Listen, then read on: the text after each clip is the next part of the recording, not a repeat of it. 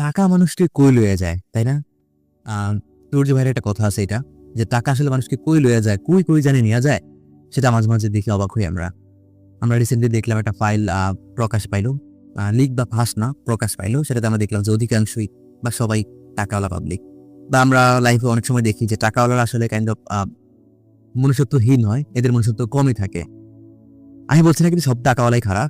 অনেক টাকাওয়ালা আছে ভালো। আমরা আ মিনা কার্টুন দেখছি যে টাকাওয়ালা মানেই খারাপ, বা আমরা সিনেমাতে দেখি টাকাওয়ালা মানেই খারাপ, চৌধুরী সাহেব মানেই খারাপ।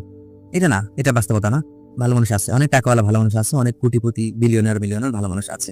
তবে অধিকাংশই টাকা পয়সাওয়ালা মানুষ নিজেদের বিবেককে বিক্রি করে ফেলে। তার মধ্যে মনুষ্যত্ববোধ থাকে না।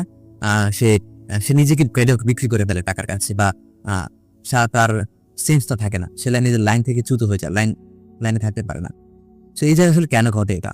আমরা আজকে একটু আলোচনা করব যে কিছু মানুষ কেন অনেক টাকা পেয়েও লাইনচ্যুত হয় না। আবার কিছু মানুষ আ কেন অনেক টাকা পেয়েও চ্যুত হয়ে যায়। অনেক টাকা পেয়ে নিজেকে ধরে রাখতে পারে না। এখন এই জায়গায় একটা ডিসক্লেমার দিয়ে রাখি, আমি কিন্তু অনেক টাকাওয়ালা পাবলিক না, যে আমি এক্সপেরিয়েন্স নিয়ে কথাগুলো বলতেছি। আমি আমার আ যতটুকু জ্ঞান অর্জন করছি এই বয়সে, এবং যতটুকু পার্সপেক্টিভ আমার আছে এই টাকা নিয়ে, পড়াশোনা যতটুকু করেছি ততটুকুর আলোকে কথাটা বলছি, এবং আমি আমার স্টুডেন্টদেরকে এই ফিলোসফিটা শেখানোর চেষ্টা করি। অ্যান্ড আই হোপ এটা করলে বেশ কাজে আসবে। ওকে, সো টাকা আসলে মানুষকে খারাপ কেন বানায়? সেটার মূল উদ্দেশ্য হচ্ছে টাকা কামানোর উদ্দেশ্যটা আসলে কি? Why we should earn money? আমাদের আসলে কেন টাকা বা অ্যাসেট, সম্পদ জোগাড় করা উচিত? এটা যদি ক্লিয়ার থাকে না, তাহলে আপনি অনেক টাকা হয়ে গেলেও লাইনচ্যুত হবেন না। যখন আপনার মধ্যে এটা ক্লিয়ার না থাকে, বা অনেকের কাছে ক্লিয়ার থাকে লাইক এমন যে আমি টাকা কামানোর জন্যই কামাবো, আমাদের সমাজে একটা প্রভাব প্রতিপত্তি অর্জন করতে হবে, আমি ভালো একটা লাইফ চাই, এস্টাবলিশ লাইফ চাই, আমারও টাকা থাকবে, বাড়ি থাকবে। যদি এই উদ্দেশ্য থাকে, তাই এটা কিন্তু একটা ক্লিয়ার উদ্দেশ্যই। এই উদ্দেশ্যটাও ক্লিয়ার, তবে এটা ভুল উদ্দেশ্য। আবার বলছি উদ্দেশ্যটা ক্লিয়ারই, তার অনেক বড় বাড়ি থাকবে, গাড়ি থাকবে, ফ্যামিলি থাকবে, ভালো থাকবে, সবাইকে হ্যাপি রাখবে ফ্যামিলিকে। উদ্দেশ্যটা খুবই ক্লিয়ার এবং সেই উদ্দেশ্যে কাজ করে যাচ্ছে। বাট এই উদ্দেশ্য নিয়ে টাকা কামাইলেও মানুষ একটা সময় লাইনচ্যুত হয়ে যায়, বিবেক হারা হয়ে যায়। কারণ হচ্ছে এই উদ্দেশ্যটা ক্লিয়ার হলেও এই উদ্দেশ্যটা সঠিক না। এই উদ্দেশ্য আসলে রাখা উচিত না। এবং এই পারপাসে আসলে আমাদের টাকা কামানো উচিত না। তাহলে কি পারপাসে টাকা কামানো উচিত? আমরা একটা সমীকরণ দিব। সমীকরণে আপনি দিলে খুব ভালোভাবে বুঝতে পারবেন আসলে কেন আমাদের টাকা কামানো উচিত। ফার্স্ট অফ অল আমাকে একটা প্রশ্নের উত্তর দেন তো, আমাদেরকে আল্লাহ তাআলা কেন সৃষ্টি করছেন? আমাদের এই দুনিয়াতে আসার উদ্দেশ্যটা কি? দেখেন, আমরা যদি দুনিয়াতে না আসতাম না, তাহলে কি টাকা কামানো বা এই যে লাইফে সেটেল হওয়া, অনেক কিছু করা, অনেক বাড়ি-গাড়ি করা, এটা কি হইতো কখনো? মানে এটার মূল পিছনে কি এটা না যে আমরা দুনিয়াতে আসতে পারছি? তাহলে আমরা যে দুনিয়াতে আসতে পারছি, এটাতে একটা উদ্দেশ্য আছে, রাইট? সো ওইটাকে আমরা যদি ফুলফিল না করে আমরা যদি টাকার পেছনে ছুটতে থাকি, তাহলে তো এটা হওয়ারই কথা। আপনি লাইনচ্যুত হবেন, এটাই স্বাভাবিক। আপনার মনুষ্যত্ববোধ থাকবে না। আপনি নিজের ট্র্যাকে থাকতে পারবেন না, এটা স্বাভাবিক না?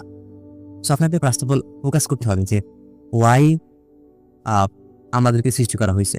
আল্লাহ তাআলা আমাদেরকে কেন সৃষ্টি করছে? আমরা জানি একটা আয়াত আছে কোরআনে যে ওমা খালাকাতুল জিন্না ওয়াল ইনসা ইল্লা লিয়াবুদুন। অর্থাৎ আমি মানুষ এবং জিনকে, আল্লাহ বলতেছে যে আমি মানুষ এবং জিনকে সৃষ্টি করছি একমাত্র ইবাদতের জন্য। অর্থাৎ আমরা জানি যে আল্লাহ তাআলা মানুষ সৃষ্টি করছেন এইজন্য যে তারা তার আনুগত্য করে, তারা একবারে তাকে সারেন্ডার করে, সেটা দেখার জন্য। যদি আল্লাহ জানেন ভবিষ্যতে কি হবে, বাট এটা একটা এক্সাম আমাদের জন্য। আমরা জানি না আমরা ভবিষ্যতে কি করব, বাট আল্লাহ আমাদের বিবেক দিছে, আমাদের আবেগ দিছে, বিবেক দিছে, আমাদের ইচ্ছা শক্তি দিছে। আমরা নিজেদের ইচ্ছা শক্তির মাধ্যমে আমরা কোনটা বেছে নিব, এবং যদি ভালো বেছে নিই তাহলে আমরা জান্নাত পাবো, একটা পুরস্কার পাবো। খারাপটা বেছে নিলে জাহান্নাম পাবো। সো এটা হচ্ছে আমাদের সৃষ্টি করার উদ্দেশ্য। আল্লাহ তাআলা সৃষ্টি করছেন আমাদেরকে আল্লাহ তাআলার গোলামি কিংবা তাকে সারেন্ডার করে চলার জন্য। এখন প্রশ্ন হচ্ছে, তাহলে আমরা টাকা আসলে কেমন কামাবো? একটু আমরা সমীকরণটা দেখি। প্রশ্ন হচ্ছে আমাদেরকে সৃষ্টি করা হয়েছে আল্লাহ তাআলার ইবাদতের জন্য। এখন আসলে ইবাদত বা সারেন্ডার বা আল্লাহকে মেনে চলতে হলে আসলে পৃথিবীতে কি করা লাগবে বলেন তো? আগে তো আপনাকে বেঁচে থাকতে হবে নাকি? আপনি যদি বেঁচে না থাকেন, তাহলে তো আপনি ইবাদত করতে পারবেন না। বেঁচে থাকতে হলে আপনাকে আ তার আগে একটা কথা হচ্ছে যে আপনি ইবাদত করবেন, সারেন্ডার করবেন, যাই কিছু করেন আপনি কিন্তু জ্ঞান লাগবে। কি লাগবে? জ্ঞান লাগবে। উইথআউট নলেজ আপনি কিন্তু কোনো কিছুই পারচেজ করতে পারবেন না, কোনো কিছু বুঝবেন না, বা সঠিক উত্তরটা পাবেন না। তো সেজন্য এই ইবাদত বা আল্লাহ আপনাকে যে জন্য সৃষ্টি করছে সেটা ফুলফিল করার জন্য ফার্স্ট অফ অল আপনার লাগবে জ্ঞান। এখন জ্ঞান অর্জন করতে হলে আপনার অনেক কিছু লাগে। আপনার একটা স্থিতি থাকা লাগে, একটা অবস্থান থাকা লাগবে, আপনার সাথে সুস্থ থাকা লাগবে। তো বুঝা গেছে যে এই জ্ঞান অর্জন করার জন্য আপনাকে আপনার ক্ষুধা লাগবে, জ্ঞান অর্জন করতে গেলে আপনার ক্ষুধা নিবারণ করতে হবে, আপনার একটা বাসস্থান থাকা লাগবে, আপনার শরীর সুস্থ থাকা লাগবে, আরো অনেক কিছু আছে আমরা বলি মৌলিক অধিকার। এই মৌলিক অধিকারগুলো থাকা লাগবে আপনার জ্ঞান অর্জন করতে হলে। আর জ্ঞান অর্জন কেন করবো? ইবাদত করার জন্য। সো ইবাদত করার জন্য জ্ঞান অর্জন করা লাগে। আর জ্ঞান অর্জন করতে হলে আমাদেরকে এই ৫টা বা আরো বেশি মৌলিক অধিকার পূরণ করতে হয়। আর এই মৌলিক অধিকার পূরণ করার জন্য আমাদের প্রয়োজন মানি বা টাকা। তাহলে বুঝে গেছে আমরা আসলে টাকা কেন কামাবো? এই মৌলিক অধিকারগুলো পূরণ করার জন্য। আমরা কিন্তু টাকা কামানোর জন্য টাকা কামাবো না, আমরা এস্টাবলিশ হওয়ার জন্য টাকা কামাবো না, এটা আমাদের উদ্দেশ্য না। আমাদের উদ্দেশ্য ইবাদত করার জন্য টাকা কামাবো। কারণ ইবাদত করতে কি লাগে? জ্ঞান লাগে। আর জ্ঞানের করতে আমাকে কয়েকটা অধিকারের মধ্যে থাকতে হয়, আমাকে একটু স্টে থাকতে হয়, স্টাবলিশ থাকতে হয়, কুল থাকতে হয়। উইদাউট কুলনেস আপনি বা আপনি শান্ত না থাকেন তাহলে আপনি জ্ঞান অর্জন করতে পারবেন না। আর জ্ঞান অর্জন না করতে পারলে আপনি সঠিকভাবে ইবাদত করতে পারবেন না।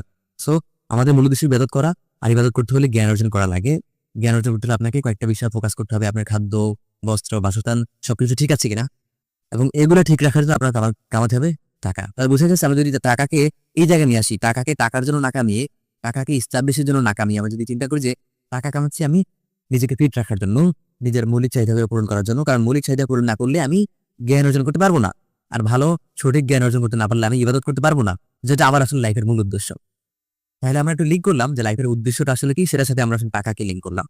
আরেকটা বিষয় আছে, ইবাদতের একটা সেক্টর আছে, সেটা হচ্ছে টাকা, মানে যাকাত, দান খয়রাত করা। আমরা জানি যে ইবাদতের একটা সেক্টরই হচ্ছে এই টাকা রিলেটেড। সো এই ইবাদতটা করার জন্য আসলে আমাদেরকে টাকা কামাইতে হবে। তাহলে আমরা টাকা কামানোর দুইটা উদ্দেশ্য পাইলাম। একটা হচ্ছে আহ আমার নিজের ইবাদত করতে হবে আল্লাহকে, মানে আল্লাহর ইবাদত করতে হবে। আর এই ইবাদত করতে হলে জ্ঞান অর্জন করতে হলে আপনার অনেক কিছু লাগে, সেটার জন্য আপনার টাকা কামাইতে হবে।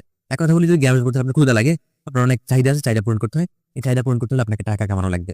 তো ফার্স্ট হচ্ছে আপনার নিজের চাহিদা, ইবাদতের জন্য চাহিদা প্রয়োজন হয়, আর চাহিদা পূরণ করতে টাকা লাগে। এটা হচ্ছে প্রথম, চাহিদা পূরণ করার জন্য। দ্বিতীয় হচ্ছে আপনি ইবাদতের একটা সেক্টরই আছে মানুষকে হেল্প করা, কাউকে সাহায্য করা, যেটা আমরা বলি যে ডাক্তারকে আমরা সাহায্য করবো, বা যা কিছু বলি সায়েন্টিস্ট বা মানে যারা কি বলে বিধর্মী আছেন বা অমুসলিম আছেন, তারা কিন্তু এই শুধু এইটাই ফোকাস করে।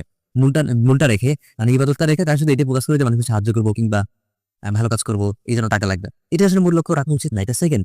ফার্স্ট হচ্ছে নিজে ইবাদত করতে হবে, আর ইবাদতের জন্য জ্ঞানের জন্য চাহিদা, চাহিদার জন্য টাকা। তো আপনি যদি এই সমীকরণটা মানেন, তাহলে আপনি এই সমীকরণে যদি টাকা কামাইতে চান, তাহলে আপনার তো টাকা, অনেক টাকা হয়ে গেল। আপনার প্ল্যান আছে যে আমি টাকা কামাইছি কেন, আমার চাহিদা পূরণ হইলো, সো এখন আমি বাকি যে টাকাটা সেটা আমি দান করবো কিংবা ভালো কাজে ব্যয় করবো, নিজেকে ইনভেস্ট করবো, নিজের পরিবার পরিজনকে, সমাজকে আরো জ্ঞানী করবো। কারণ আপনার মূল উদ্দেশ্য কিন্তু জ্ঞানী করা এবং ইবাদত করা। সো যদি আপনার মধ্যে এই লাইনটা ঠিক থাকে, এই সমীকরণটা ঠিক থাকে যে আমি টাকা কেন কমাচ্ছি, তাহলে আই হোপ টাকা আপনাকে বিপথে নিতে পারবে না, টাকা আপনাকে কুই নিয়ে যেতে পারবে না। যেমন তুর্য ভাই বলে আমাদেরকে যে টাকা মানুষকে কুই নিয়ে যায়। সো আপনি যদি এই উদ্দেশ্যটা ঠিক রাখেন, সমীকরণটা ঠিক রাখেন, তাহলে টাকা আপনাকে কুই নিয়ে যেতে পারবে না, টাকা আপনাকে আপনার জায়গায় রাখবে। সো এটা আসলে মাঝে মাঝে আমি আমার স্টুডেন্টদের সাথে শেয়ার করি এই জিনিসটা। আমি মনে করি যে লাইফ ক্যারিয়ার বেছে নেওয়ার আগে এটা এই জিনিসটা ক্লিয়ার হওয়া উচিত। কারণ ক্যারিয়ার বেছে নেওয়ার উদ্দেশ্য যদি হয় টাকা কামানো, তাহলে কিন্তু এর সমস্যা আছে, সেও ওই বিপদে চলে যাওয়ার সম্ভাবনা আছে। সো দ্যাটস ইট, এটা শেয়ার করলাম, জাস্ট মন চাইলো। বাই। এটা কি আপলোড দেবো কিনা জানি না, দিতেও পারি নাও দিতে পারি। Bye bye.